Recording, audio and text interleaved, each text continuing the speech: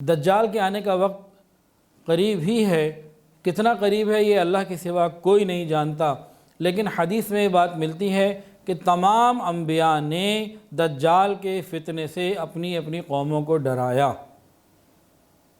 اور تمام انبیاء نے دجال کے فتنے سے اللہ تعالیٰ کی پناہ چاہی۔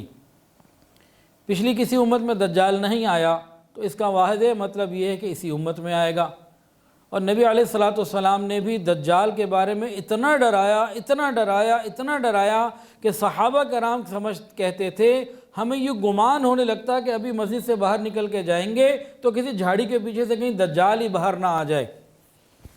اتنا صحابہ کے اندر دجال کے بارے میں جو ہے نا وہ خیال موجود تھا۔ ایک اور مثال، امہات المومنین میں آپس میں محبت اور ساتھ کبھی ایک مذاق اور ایک تعلق کے اندر کچھ باتیں ایسی ہوتی تھیں جو دل لگی کی اور خوش طبعی کی ہوتی تھیں۔ تو ایک مرتبہ امہات المومنین میں سے دو نے ایک کو یوں کہا کہ وہ آور آ گیا۔ آور دجال کے بارے میں آتا ہے کانا ہوگا، اس کی ایک صفت ہے کہ وہ کانا ہوگا، آور کہتے ہیں کانے کو۔ تو دو نے یوں کہا کہ آور آ گیا، آور آنے والا ہے یا آور آ گیا، اس طرح کی کوئی بات فرمائی۔ تو جو تیسری تھی نا وہ ڈر کے خیمے میں چلی گئی، وہ سمجھی شاید کانا دجال آ گیا۔ انہوں نے تو صرف اتنا کہا کہ آور آ رہا ہے، تو وہ ڈر گئی، پتہ نہیں آور سے مراد کانا دجال۔ اس بات سے واضح یہ کرنا مقصود تھا کہ ان کے اندر دجال کا کتنا علم موجود تھا اور اس کے لیے اللہ سے مانگتے تھے حفاظت کی دعائیں۔ اور آج ہم لوگ اس سے غافل ہیں۔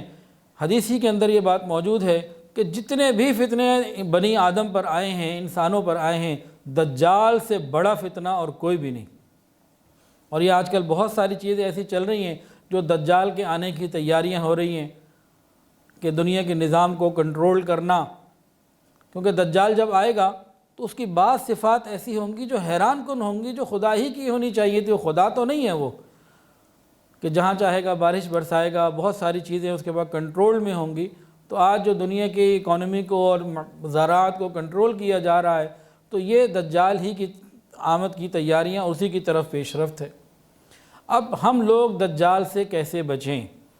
حضرت محمد مصطفیٰ احمد مجتبیٰ سرکار دو عالم صلی اللہ علیہ وسلم نے ہمیں بتا دیا۔ صرف یہ نہیں بتایا کہ دجال آنے والا ہے، اس سے بچنے کا پورا اہتمام اور طریقہ بھی بتایا۔ وہ طریقہ کیا ہے؟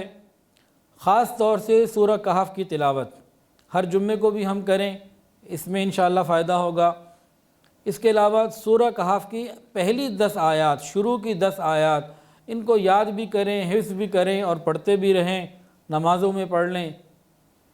10 آیات کو انسان حفظ کر لے، کوئی مشکل نہیں۔ اب لاک ڈاؤن میں گھر بیٹھیں، ایک دن میں ایک آیت بھی حفظ کریں تو جناب 10 دن میں 10 آیتیں ہوتی ہیں، 2 کریں تو 5 دن میں ہوتی ہیں۔ تو ہم اپنے لیے اس کا حفاظت کا اہتمام کریں، اور ان 10 آیات کو یاد رکھنے کے لیے ایک آسان طریقہ یہ ہے کہ انسان دن میں 5 نمازیں پڑھتا ہے تو کبھی فرض میں یا سنت میں یا نفل میں ان آیتوں کو پڑھتا رہے، تو یاد بھی رہیں گی اور حفاظت دجال کا ذریعہ بھی بنیں گی۔ اس کے علاوہ حدیث میں آتا ہے کہ سورہ کہف کی آخری 10 آیات کو پڑھنا، یاد کرنا، اس کا بھی ہم اسی طریقہ کا معمول بنا لیں، اللہ تعالیٰ مہربانی فرما دیں گے انشاءاللہ العزیز۔ اور اس کے علاوہ کیا کریں؟ ہم 2 نفل پڑھ کے صلاۃ الحاجت کے اللہ تعالیٰ سے تمام فتنوں سے نجات مانگیں اور دجال کے فتنے سے بھی نجات مانگیں۔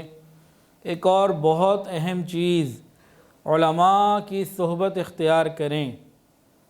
جو علماء کی صحبت اختیار کرے گا انشاءاللہ دجال کے فتنوں سے بچے گا، کیونکہ علماء ہی اس کو صحیح پہچاننے والے ہیں، اور وقت جب آئے گا دجال کے ظہور کا، اس وقت علماء کے ساتھ جو ہوں گے ان کے لیے آسانیاں ہوں گی۔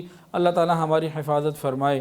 امام مہدی رضی اللہ تعالی عنہ کو بھی علماء، وقت کے مشائخ اور قطب اور ابدال، یہ لوگ پہچانیں گے، دنیا دار لوگ ان کو نہیں پہچان پائیں گے۔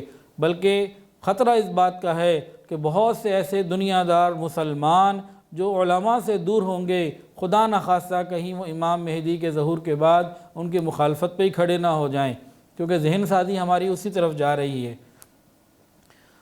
تو حدیث میں تو یہ آتا ہے کہ علماء، مشائخ، قطب اور ابدال یہ لوگ پہچانیں گے امام مہدی کو، دنیا دار نہیں پہچان سکیں گے، تو ہم جو پہچاننے والے لوگ ہیں ہم ان کی پہچان میں رہیں، وہ ہمیں پہچانیں، ہم ان کو پہچانیں، تو آگے کے معاملات ہمارے لیے آسان ہو جائیں گے۔ اللہ کرے یہ بات سمجھنا ہمارے لیے آسان ہو جائے۔ ویڈیو کے نیچے سبسکرائب کے بٹن پہ کلک کریں، بیل کے آئیکن پہ کلک کیجئے تاکہ ہر نئی ویڈیو کی نوٹیفیکیشن آپ کو مل جائے۔